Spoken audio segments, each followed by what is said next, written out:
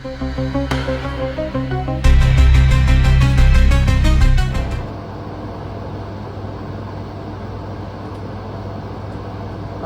again, we're doing this massive underhook arm exposure. And I know what this guy, probably somebody showed him somewhere and taught him, was that's how you drive their body away. But all you're asking to do is get the crap wizard out of you, right? Like that exposure of your arm while you're on the ground, on the bottom, will never work out well for you. Unless your elbow is behind it, that's a different story. Elbowing back, driving behind their elbow with your elbow, getting them away that way, that's a different story because it's still close to your core and powerful there. So what do I mean by that?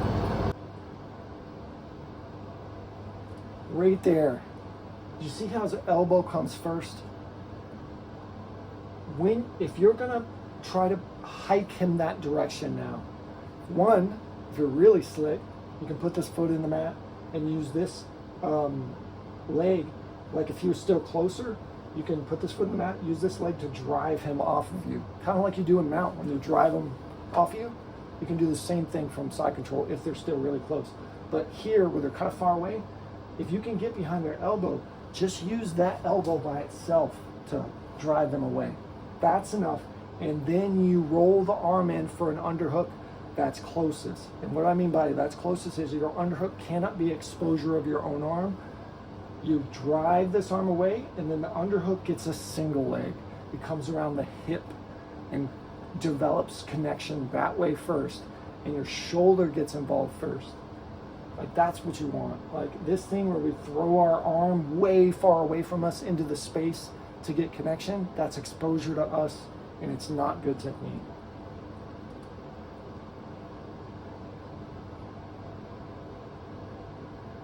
That's a completely sound move. I know it looks flashy, but that's like, comes from judo, and like, I'm sure it has a lot of like martial origins of rolling people out of turtle to freaking kill them. So that was completely legit.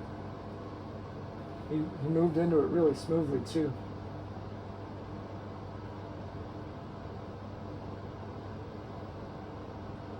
Yeah, we've got a big exposure here that we can see. We bring our leg over, throw it in, and then we roll through.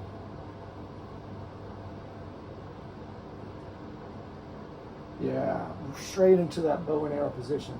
He finds the angles on that really good too. Like that's perfect structure and angles for that, like to drive into that choke. And that arm's hanging out there, so we take it. I like it. Again, we're running into that same problem I talked about before though. Our hips are really close to our boy right now. So our hips aren't directly behind the elbow, and we've got the shoulder really like high and exposed. So if the shoulder's that high and our hips are kind of driving behind the shoulder, we don't have a good fulcrum when we're laying it across our body. It's all just staying flat. There's nothing to drive past and break. So we want to move it off to the side, like point his thumb towards like this direction and drive the fulcrum, the arm that way across your hip to get the break. Ghost. All right, I do the ghost a lot. I have some qualms.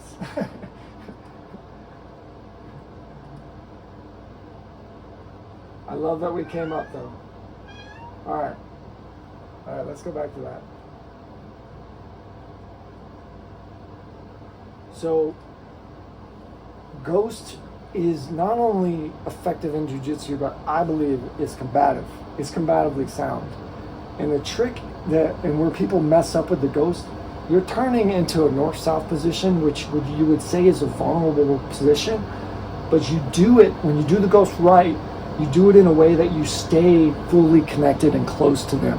So they can't get their arms and wedges in to kind of create havoc from north-south, and that's when it becomes money, and it creates an escape, because the pressure, like what they want to do to get away from ghost is two things.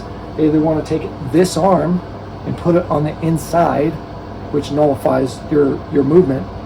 And basically, they're kind of setting an armpit grip on your arm and can put you in a lot of trouble. Or they want to retreat up out of it and posture up out of it. So you have to address those two things, and if you don't, the ghost isn't a sound technique. It's turning yourself into bad position. So let's look at it. We're throwing our arm to the inside. That's addressing a mount, basically. Him bringing his hips across and mounting. But he can take this arm anytime he wants.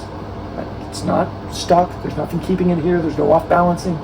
He can just take this arm, put it to the inside, and now he's got our arm isolated, and we're in trouble. We've put ourselves in trouble. This technique has to demonstrate something that keeps this arm from doing that.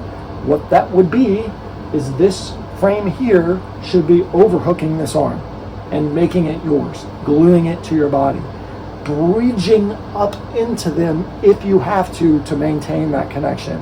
That's what makes the ghost effective. We rotate, we're pulling. Now, you see how he pulled the arm back in?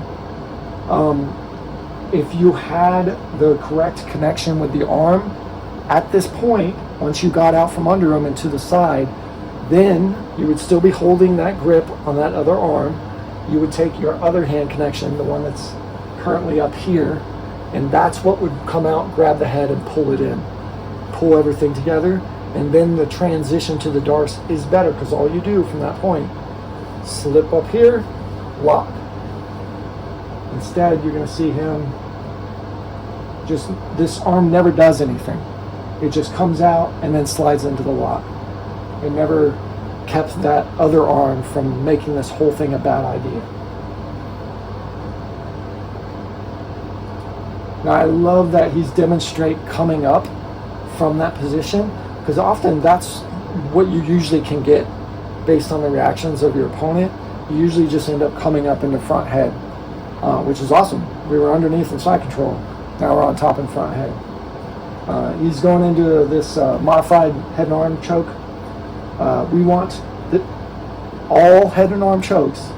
We are biting this spot here under this artery with our arm, and we are driving the shoulder up and in, like a triangle choke, biting here, up and in, to close the artery on that side. That's what creates a solid choke here. Which, that motion, falling backwards, creating this kind of little bit of a motion, and especially if you're driving off your foot, will create that motion for you. I don't like we don't have to fall back there, right? I'm really big on like keeping the combative nature of jiu-jitsu. So like this sacrificing of myself to accomplish something when I don't have to is like, I'm not nitpicking. This is nitpicking. I don't like it. Like we can ghost.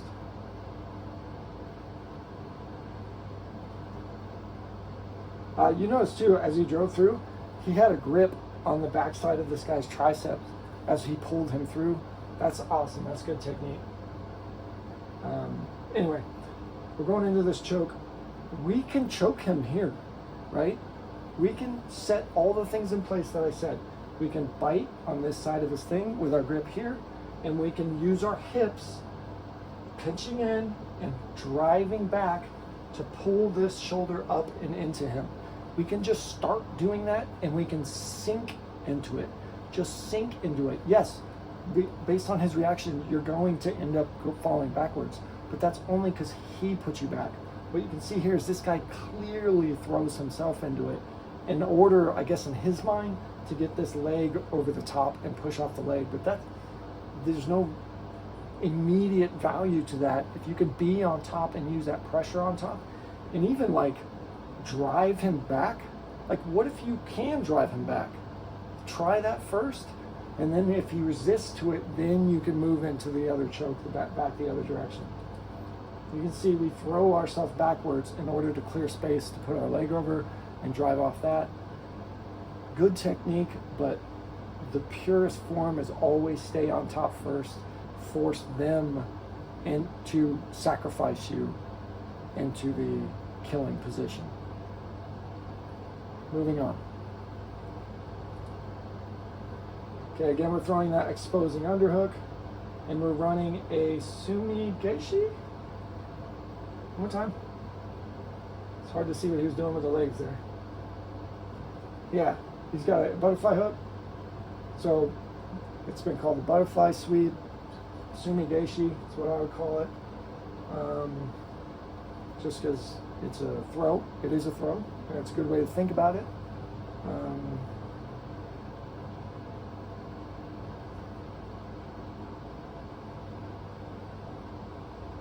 We got a butterfly hook set in here. We throw this super exposing underhook. We get a grip on this arm. So what I like with Sumi Geishi is like, we don't always get the off balancing of a throw is their hips. You have to get their hips moving.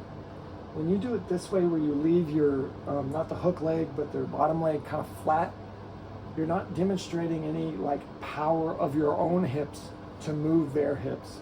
If you're going to move a person, Kuzushi, your hips are going to have to be involved. So right there, we have this dead leg. What you want is to really turn this knee towards the ground before you initiate the throw so that your toes can engage the mat. And now you've got this leg that's driving into the throw. Like that would be my nitpicking with this one here.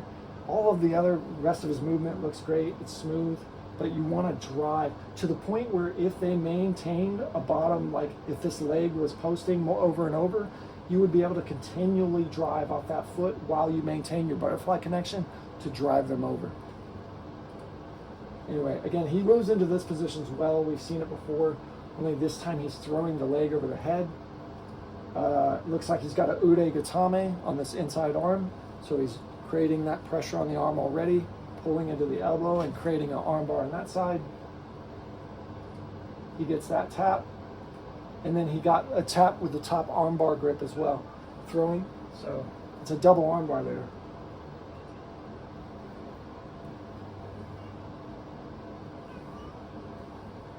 Throw him over. You're going to have a Ude Gatame on the inside, and then this armpit arm bar on the top. That's clean. The guy's posturing up. So you're exhibiting a technique that you can do when the guy runs away from you and retreats. You grab this inside post. This probably would have been a good opportunity to demonstrate grabbing the deepest post, like the far leg, and scooping under it. It was there, it was close, why not demonstrate it? We've got a hook here, and we're moving into armbar position. Okay, so remember the leg configuration we have. We've got a wedge here. It's not over the body, so it's not controlling the body on this side of the lock. That means his hips are free to run, free to go. So let's see if there's any attempt to address that. No, it's not. It's not. We break the grip and we go straight back into another poor breaking position while his hips are free to run. Like this is Hitchhiker City. I really would have rather seen him.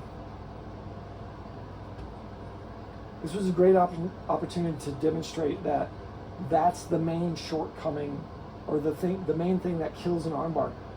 We had controlled the hips, we had controlled the leg, so it was okay and perfectly fine and even awesome that we had this wedge leg configuration.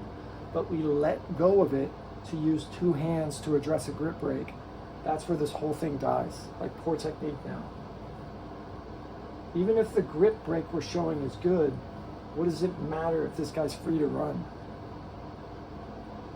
And again, we have that poor finishing fulcrum position. Like here, this is a good way to demonstrate. You can. I'll show you the adjustment to make to the fulcrum in this case, because we've got when you have this wedge leg, you're underneath their shoulder a lot. So like as you drive into them, you're almost picking their shoulder up with you. You want to throw, at this point, it would be good to throw the head leg over the top of the shoulder and establish like a pressure on top of their shoulder in some way. Or you could even just rotate your hips outward, like totally rotate your hips to the point where your top wedge leg is now driving down on top of their shoulder, and that will help get you into a good braking mechanic for that arm. So you rotate that way, you get the shoulder, you point the thumb like towards the ceiling then, and then you would brake backwards, like upwards against your wedging bottom leg, if that makes sense.